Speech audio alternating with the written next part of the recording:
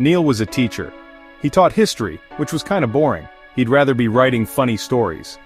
Neil dreamt of seeing his name on the bestseller list. He imagined being interviewed on TV. He pictured being rich and famous. But for now, he was stuck with a classroom full of teenagers. Neil's classroom was a sight to behold. Desks were covered in graffiti. The air smelled faintly of sweat and old gym socks. The only decoration was a poster of the kings and queens of England. Neil often stared at Henry VIII and wished his life was more exciting. One day Neil decided to try his luck. He went out and bought a lottery ticket. This is it, he thought. This is my ticket to freedom. He scratched it off eagerly, but his numbers didn't match. Back to the drawing board he sighed, stuffing the ticket in his pocket. Little did he know, his life was about to change in a way he never expected. Neil was walking home when he saw a shooting star. He closed his eyes and made a wish. "I wish something exciting would happen in my life," he whispered. At that moment, the shooting star seemed to change direction. It hurtled towards Earth, landing with a crash just a few feet from Neil. Neil was speechless. He cautiously approached the crash site. To his surprise, there was no crater, just a glowing orb resting on the ground. As he got closer, he felt a strange energy emanating from it. This was no ordinary shooting star. Hesitantly, Neil reached out and touched the orb. A jolt of electricity surged through his body. He screamed and jumped back, but the damage was done. The orb pulsed one last time and then vanished into thin air. Neil felt different. He felt strange. He felt powerful. Neil rushed home, his mind racing. Could it be? Did he now possess the power to make his wishes come true? He decided to test it out. He wished for a big, juicy burger. Instantly, a burger materialized out of thin air, landing right on his plate. This was too good to be true. Neil spent the rest of the night testing out his powers. He wished for a new car, a winning lottery ticket, even the ability to speak fluent French. Each wish came true instantly. Neil was ecstatic. His life of boredom was over. He had the power to change everything. The next day at school, Neil couldn't wait to try out his powers on his students. He wished for them to be completely silent and attentive. As he entered the classroom, he was met with an eerie silence. The students sat ramrod straight, their eyes glued to him. It was a bit creepy but also kind of awesome. Neil started his lesson on the Roman Empire, but something was off. The students answered every question with robotic precision. They followed his every instruction without question. It was like teaching a classroom full of robots. This wasn't learning, it was just plain weird. As the day went on, things went from weird to chaotic. Neil wished for a student to recite the entire history of the Tudor dynasty. The poor boy started speaking and couldn't stop, even when he started to cry. He wished for everyone to understand the importance of history. Suddenly the students were reenacting the Battle of Hastings in the middle of the classroom, using textbooks as shields. By the end of the day, Neil was exhausted. His powers were proving to be more trouble than they were worth.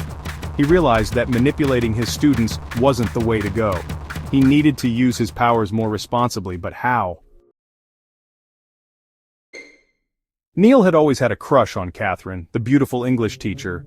He thought she was the smartest, funniest woman he'd ever met. He decided to use his powers to win her over.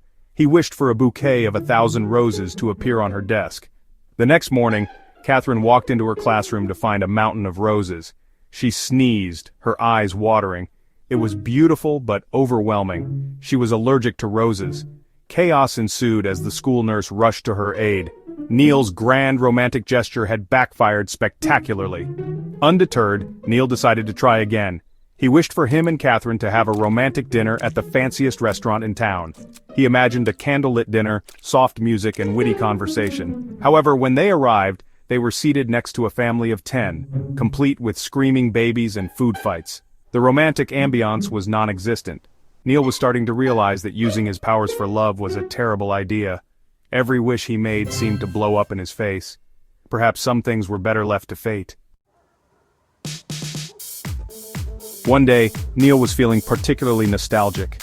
He remembered his favorite teacher from childhood, Mr. Jenkins, who had sadly passed away years ago.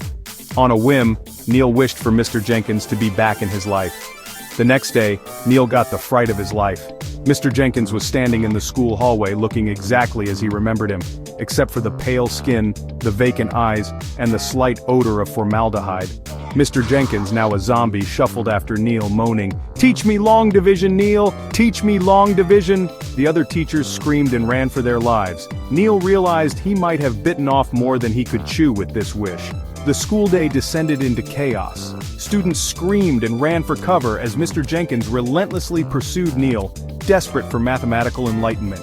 Neil realized that bringing back the dead, even with good intentions, was a recipe for disaster. Neil felt the weight of his powers crushing him. His wishes, intended to make his life better, were having the opposite effect. He was causing mayhem, scaring his colleagues, and generally making a mess of everything. He realized he couldn't keep this up. That night, Neil sat down and made a list of all the things that had gone wrong since he'd gotten his powers. The list was long. He had wished for wealth, love, and excitement, but all he had gotten was chaos and regret. He realized he was being selfish. Neil made a decision. He would give up his powers. He wished with all his might for the powers to be gone, for everything to go back to normal. To his relief, he felt a surge of energy leaving his body. The power was gone. He was just plain old Neil again. And you know what? He was okay with that. The next day, Neil went to school feeling lighter than he had in weeks. He apologized to Catherine for the rose incident and the disastrous date. To his surprise, she laughed. She admitted she found the whole thing rather endearing, even the zombie teacher part.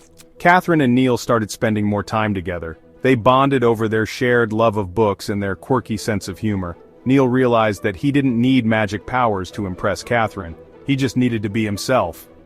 As for the zombie teacher, Mr. Jenkins was gently escorted back to the graveyard by a team of paranormal experts. Neil even chipped in for a new headstone. He learned a valuable lesson about the dangers of tampering with the dead. Some things are best left undisturbed. Neil's students were relieved to have their slightly strange but mostly harmless teacher back. They no longer feared spontaneous history reenactments or being forced to recite historical timelines. Life in the classroom returned to its usual routine. Dennis, Neil's loyal dog, was over the moon to have his human back to normal. He had missed their walks in the park, their games of fetch, and their evening cuddles on the sofa. Dennis had sensed Neil's turmoil and had stuck by him, even when Neil was being particularly odd. Neil realized that true happiness wasn't about fame or fortune or even magical powers. It was about appreciating the simple things in life, the love of a good dog, the joy of teaching, and the comfort of a good book. And maybe, just maybe, the possibility of love with a certain English teacher.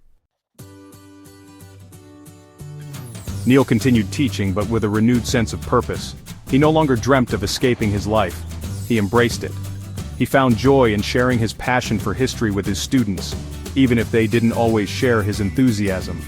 As for his writing dreams, Neil decided to focus on stories that were funny and heartwarming, stories inspired by his own experiences. He wrote about a teacher who learns to appreciate the simple things in life, about a dog who loves his human unconditionally, and about a classroom full of students who, despite their quirks, make every day an adventure. Neil never forgot his wild ride with his wish-granting powers. It was a reminder that true happiness wasn't about getting everything you wished for, but about appreciating what you already had. And sometimes all it takes is a loyal dog, a good laugh, and a little bit of humility to realize that.